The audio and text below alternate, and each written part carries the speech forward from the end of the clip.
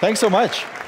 And thanks for letting me speak. And it's such a pleasure to be here. So I'm going to talk about something that is dear to my heart. It seems to touch on many of the topics that I've heard here today. It's hard to pin down. It's a topic that is emerging, but isn't really mature yet. So it's going to be a little bit of a journey. My name's Anselm. My personal interest is really just helping people see better. I'm interested in helping people understand the world around them better, helping them make decisions better. Maybe it comes out of watching my parents argue when I was a kid. I don't know. But I've always been very interested in not so much having the best outcome, but helping people ratify the outcomes that they want to achieve. So if everyone ratifies cutting down every tree, so be it. I just want it to be a decision that we achieve in a kind of consensus. I'm going to just jump into a couple of examples because I think for me, these examples are so powerful that they really affected my thinking. One of my favorite examples of what I see emerging in the way that we could talk about the world is an example that took place in Bali.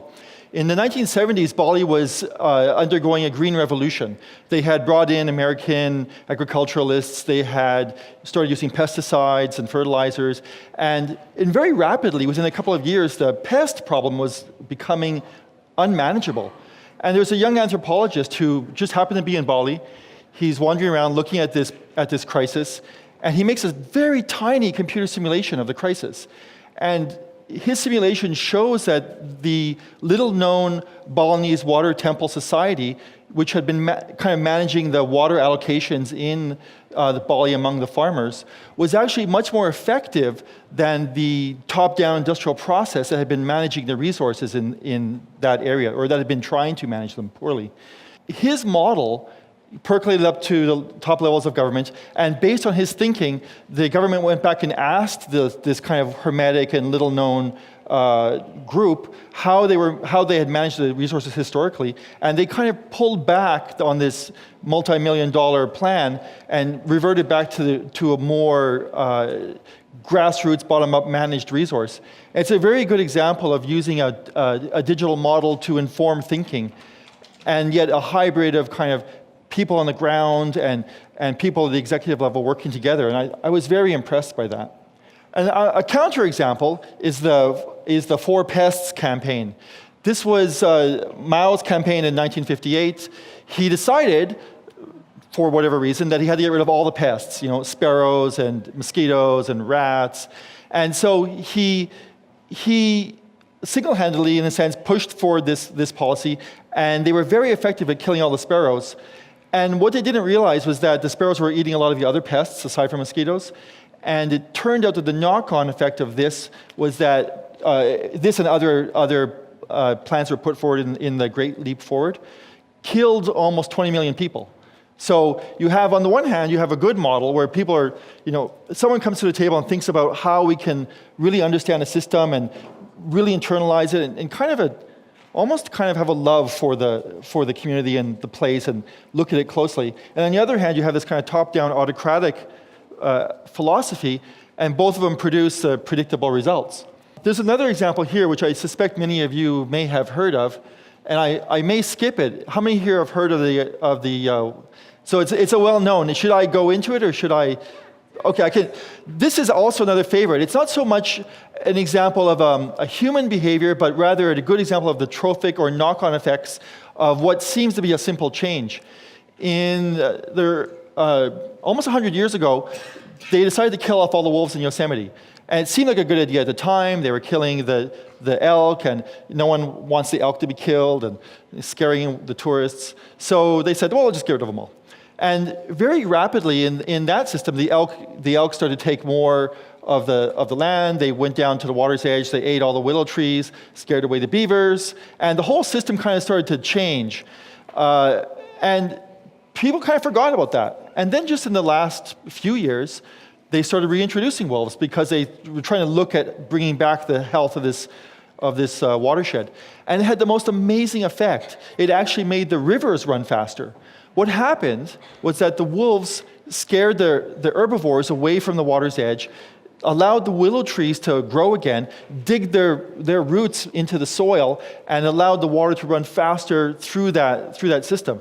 And beavers returned, and also it turned out that even though elks were scared away and their populations were shifted, they didn't even diminish that much. They were just chased away from a place where they were causing damage.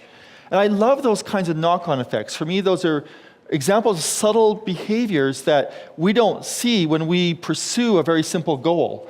I like the thought of how our reasoning combined with kind of better models might produce better outcomes. So I want to take a little bit of a step back, and what I want to just start with is just thinking about what we value. We live on this incredibly beautiful planet. We have these really powerful personal experiences, and they kind of connect us to this world. For me, I grew up in Alberta, and that was a really big part of my memory and understanding. I love being outside. It resonates with me, and it's important to me that we kind of are grounded in that sense of values, because when we watch the media, we get this kind of inverse image. Media on one hand says, oh, look at this beautiful natural vignette and the scenery and these wild animals living so peacefully, and now you're destroying them. And there's this weird way that the media kind of creates this hysteria and paralysis in our behavior.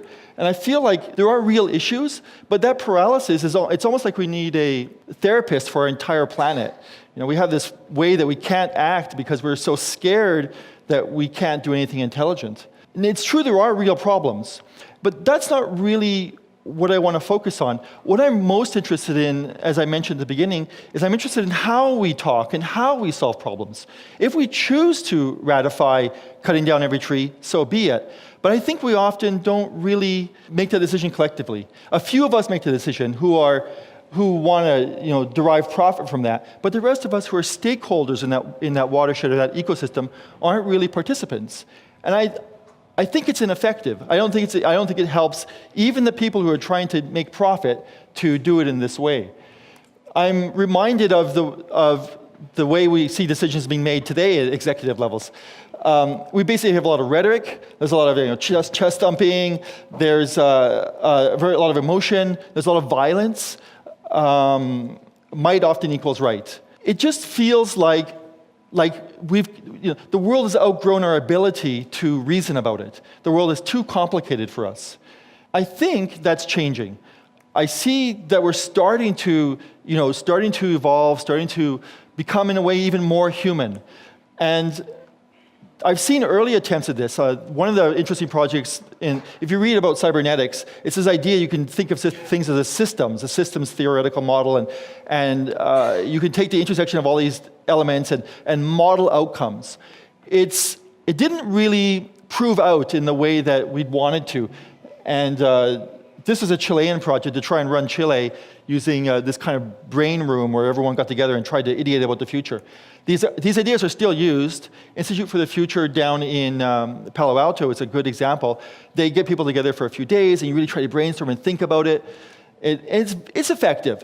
But I think that the real power of models is actually the synthesis or the hybrid of human and machine reasoning. I think what we're starting to see is that we take human intuition about a very large problem space, and we take machine brute force computation, and the synthesis of those two lets us kind of reach further and be stronger. I think we're starting to get to the point now where our models are more accurate. Even if you look at the land use policy that we use for farms and forests, it's much better than we did even 30 years ago. For example, a policy 30 years ago was to stop forest fires. Just don't allow them. And that just basically allowed the load to build up. And you had these self-induced criticalities. And then, of course, there'd be a giant fire and everything would burn out and it'd be a tragedy. And it's almost like a maxim, don't allow self-induced criticalities. Like, we even see that in financial systems and in other places. We have these naive models which are now yielding to more computer-driven models. Even that's not really where my interest is in. My interest is specifically in an emerging trend of open or civic models and how we will learn to work together and maybe, hopefully, make better decisions, right? I'm not focusing on the outcomes. I'm focusing on the process. How can we activate millions of minds in the United States to participate in local bioregional issues in a way that is effective, where you feel like you have a participant, where you have a chance at having a voice, or maybe you can even just learn. And I think that means reaching people where they are. I think it means that we have to cartoonify the information in some cases.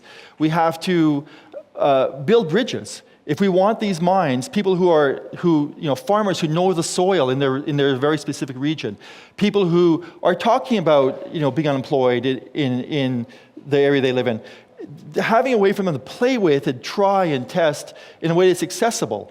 I kind of imagine it like a Sim City for the real world, something that is playful and fun, maybe small, maybe very crude, but at least starts to shift the discourse from just pure rhetoric to bringing another tool to the table. And I think in that light, I can give you a bunch of silly examples. Like, for example, what are the actual environmental repercussions of building a wall, let alone the economic and social?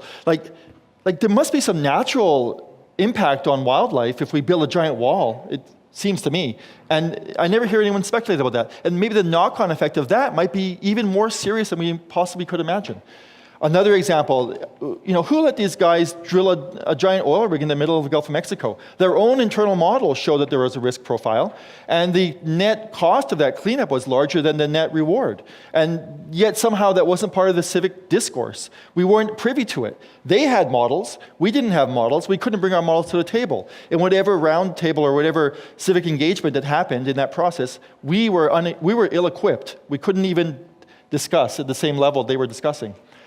Another question, what happens if we cancel the Affordable Care Act? It kind of like you step back and you go like, that's really interesting. Like, what's going to happen? And it seems like those are tractable problems. We could possibly model them. A simple one that's more regional, I've noticed that they reconnected Lake Merritt to the bay. And it's great, huh? And it's really neat because it smells better. And there's more wildlife. And you go running around this thing and it's like, this is really nice. And it's kind of like this, it's a smaller knock-on effect that's bioregional that just seems lovely. So I'm going to start closing here, and what I really want to look at is a little bit of I want to be a bit critical, because we have a new tool that's coming to the table, whether we want it or not, and maybe we'll embrace it or not. But models can also reinforce behaviors that we already engage in. Often, people who have a vested interest in something will pursue that thing and just use a model to validate it. There's a kind of tyranny of groups versus groups. People who are older, for example, may be interested in protecting what they have and assets in that realm, and people who are younger are more interested in exploring and being more, taking higher risk. So you have these tensions. And I feel like it's really important in thinking about models that we make sure that everyone who's a stakeholder in a region actually be a participant in those kinds of outcomes. Another example is, people will just simply vote for what they want. Again, it's a kind of a tension between majorities and minorities. Majority will use a model if it helps them, and will ignore the model if it doesn't argue the outcome they want. And if we're going to commit to the idea of being more rigorous about our thinking, we need to, I think, also be willing to put up with it when it doesn't go our way. Similar to the way democratic institutions work presently. And another final point in this area is that models aren't always the right tool. Models sometimes are too complicated. A bad actor in a system can say, I want you to give me a model, and in the time it takes for you to solve the whole thing and think it through, the problem's already done. The bad actor's already run off with all the loot. So, in closing, generally I support models. I think that the world is vastly more complex than we can understand. It's becoming even more complex. I think we need to bring tools to the table. The most important thing for me is that stakeholders are involved. It's a measure of, if you're living in Oakland and you're building a model of Oakland, you need to make sure that other people who are in Oakland, who represent the typical demographic of Oakland, are also participants in your model. And then finally, I think we should leave room for what we don't know, leave room for the possibility of things that are not us, that might also want to be participants in our future. And that's it. Thank you.